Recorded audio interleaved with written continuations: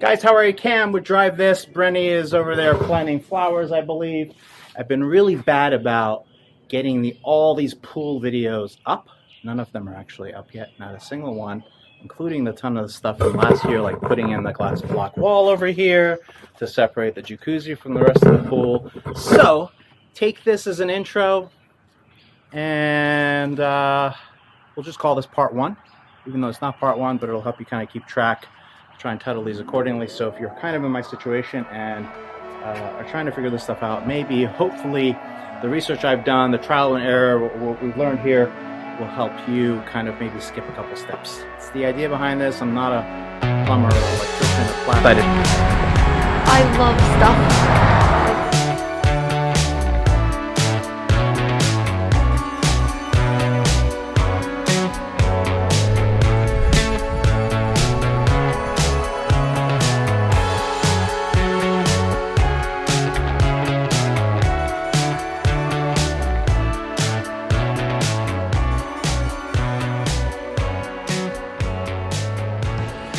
Kind of a tall order, but we're making progress.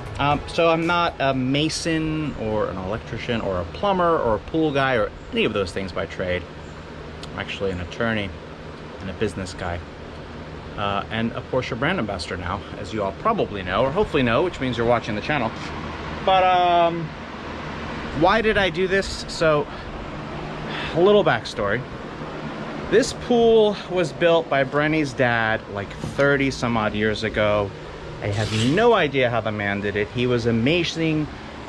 We lost him October of 2020. Miss him dearly. I'm trying not to choke up, but pool hadn't been used in at least 10 years, if not more. So when we bought the house from Brenny's parents, it was just filled, and it literally looked like a swamp, and I'm not overestimating that. In fact, our insurance adjuster, when he came to do an inspection, thought it was a pond, and so wasn't worried about the fact that we really don't have it fenced in properly. That's how bad it looked. But we drained it last summer, acid washed and sanded, and what happened, the plaster had gotten so rough that Brenny said when they were using the pool, it was like sandpaper. So last summer, drain, pressure wash, acid wash, and then we literally sanded and ground the entire pool, all the walls, the floor. The plaster had gotten so rough. A couple patches were coming out, and we realized we had to start patching. So last year I tried some of this stuff called Quikrete, I think, but I just don't love the way it went on.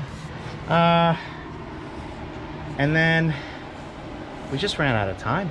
But life happened, so we let it be because we figured there's no way we'll get it done in time for the season anyway. So we started again this summer, and as you can see, have really made significant headway. But what happened was we were, either it's because the pool sat empty for a year, or just more likely because the plaster was just old.